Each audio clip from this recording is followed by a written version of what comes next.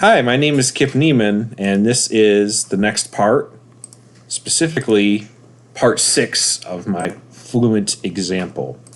So in the previous part, I talked about how to create the temperature profile UDF. This slide here discusses how to compile that UDF. This slide discusses how to hook the UDF to the simulation. And this slide is just, again, how to run simulations, basically, where you initialize, and then calculate. Next, I want to explain how the define, execute at end UDF works. And so as before, we'll create a .c file and include the text on the next slide. So this is all the text together. It's kind of small because I couldn't fit it all on the one slide. So instead, the next 3 slides after this have all the text split with larger, it's all this code split into 3 pieces with larger text. And so this is section 1 of 3. This is the second part of the code. And this is the third part of the code. And so an important aspect to understand here is how Fluent splits up the calculations when utilizing many nodes, as you will need this to understand the UDF. And it's for this reason that I'll discuss aspects of parallelization, which at first will seem unrelated to the UDFs, but this is important because if you don't take parallelization into account, any results printed from the simulation could be wrong. And so you could ignore this by running Fluent in serial mode with a single node, but then likely your simulation would be really slow. And so the first thing I want to talk about is how the processes in ANSYS Fluent simulation in an ANSYS Fluent simulation are set up. Basically, there's 3 categories. The first is called the cortex, and this is responsible for the user interface and graphics related functions. The cortex communicates with the host process or the host node, which receives commands from the cortex and passes the commands or data to compute node 0. And I'll explain what compute node 0 in a second is. An important aspect of the host node or the host process is there's no information about the mesh on this node. Then there are node processes, also called compute nodes, which are numbered from 0 to n-1. And 0 is a special compute node responsible for taking commands from the host and sending them to all the other compute nodes. And then before the other compute nodes pass messages back to the host, they are synchronized through compute node 0.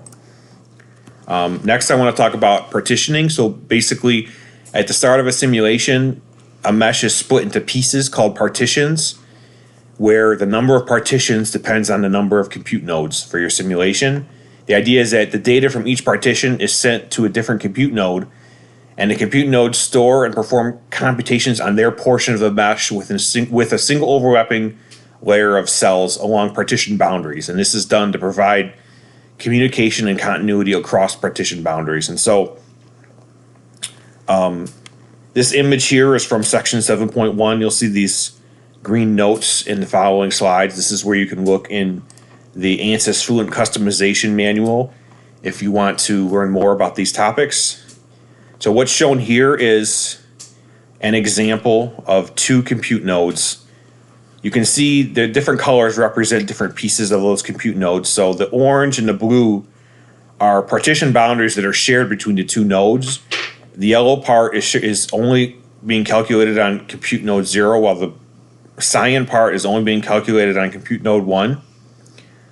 And the reason why it's important to consider this duplication of self and faces at the partition boundary is it becomes important when you want to loop over cells in a parallel mesh. And like you can imagine, if you just start looping over all of the cells, you are likely to count one more than once because the cells are actually contained in more than one compute node. So you have to be careful when designing your UDF to account for this. And it's the same with faces. And so in general, when pulling information from a simulation, we might be interested in data referring to a face or a cell. And so you might pull information from faces if you want to print out values about the surface or boundary conditions. So for example, if you want to know the average flow rate at the outlet face. If you pull information from cells, you're more interested in volume-based information. And again, the issue is that compute nodes share parts of the mesh. So if you're not careful, information from a face or cell could be counted multiple times. Next, I want to talk about various terminology used in a partitioned mesh.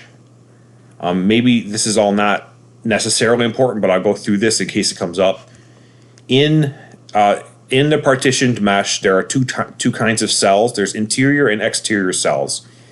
Interior cells are fully contained within a mesh partition. So this arrow points to some interior cells that are completely inside of the partition. Exterior cells to a partition are not contained within that mesh partition, but are connected to a node on its interface with one or more neighboring partitions. So these blue cells are connected to a neighboring partition, so they're exterior cells. There's basically two kinds of exterior cells. One is where the exterior cell shares a face with an interior shell, and the other where the exterior cell only shares an edge or a node with the interior cell. So you can see this exterior cell here shares a face, the kind of darker blue one, but the lighter blue ones only share a node, so they're extended exterior cells. So in general, exterior cells on one compute node correspond to the same interior cells in the adjacent compute node. And so when you're looping through cells, there are commands that exist to only select interior cells, or only select exterior cells, or to both look at interior and exterior cells. And you can, in the manual, they'll discuss these different commands. And so the idea is that we want to avoid counting a single cell many times. There's also terminology for faces. So there's basically three kinds of faces. There's interior faces, boundary zone faces, and external faces.